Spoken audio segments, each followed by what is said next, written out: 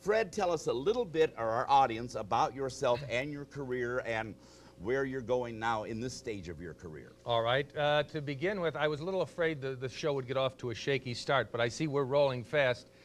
We started out in third gear. I've been on, as you say, Fernwood Tonight. That was kind of a crazy show with Martin Mull. I was on DC Follies, working with those life-size puppets. The puppets. And we would have done a great one of you, incidentally, if we'd known of you. And in a few years, if the show comes back, you'd be an national figure. Sure. I'd love to. I was on Real People, and if you remember that show, there were some eccentric people. So I thought I'd come here to Portland and talk to you, get down to earth with a more straight arrow type of show. And anyway, what we're doing now is a show called Access America. Yes. And to my surprise, around the country, there are hundreds, maybe even thousands of shows like yours, which are public access shows. Yes. And the producer called me and he said, we'd like you to host this show and come on up and look at some of the tapes. And you're going to go around the country and appear on a few of them. So I was really knocked out when I saw what were some of the tapes.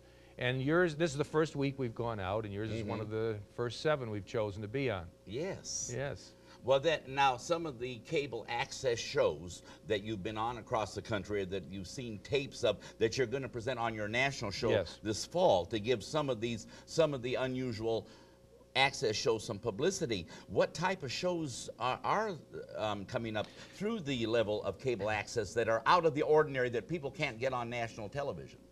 Well, we just came from a lady in southern Wisconsin who has a little guided tour around. She's born and raised there, and she likes living out in the country. And to her, the city of Madison, Wisconsin is the big city, and she doesn't like to go to the big city. And there's a lot of beautiful spots around the rural areas of Wisconsin. She takes guided tours.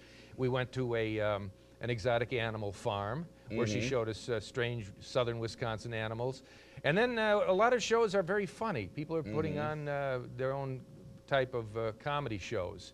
And it's kind of an offbeat comedy, a type of comedy that isn't censored, that there's no network executive looking over their shoulder saying, no, you can't do that or you can't do this. And so there's no religious bigots that are controlling that at this point in time. No, no. Like they're trying to control on the major networks. Yes. Now, before the show, you were talking about wanting to go on a little more major exposure.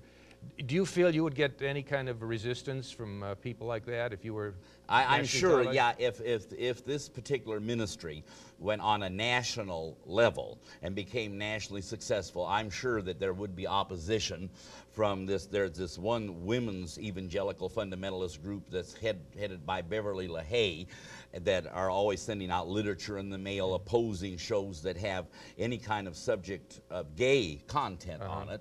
And then there's some kind of a Christian family association from the South that's headed by a man named Donald Wildman. Yes. And see, I'm on the mailing list for all of these various religious publications because I am, even though I am a transsexual, I am at heart basically a Pentecostal person, an evangelical, and you put aside the sexuality issues, and I believe I preach the same gospel that they do. John 3:16, that they claim to preach, for God so loved the world that whosoever believeth in him should not perish but have everlasting life. They say the whosoever doesn't include me. I say that it does. Oh, now let me ask you another. I wanted to ask you about your childhood, because you have chosen the ministry, which is kind of an unusual calling. Everyone doesn't get it. You're a talk show host. You're in show business, which a lot of people feel is unusual. You're a transsexual, which is, again, a step off the norm. Yes. What kind of a childhood did you have? Like, when you were 10, 11 years old. At what point did you decide you wanted to, you found the ministry when you were 12 years old? Yeah, when I was 12 years old, I was saved in the Baptist church. I had an average, quote, normal, unquote, upbringing. You know, my father was a longshoreman, was the very butch macho image. My parents did divorce and remarry when I was young. However, I had my role models in my upbringing were the evangelical ideal, both in my church life, you know, in my home life.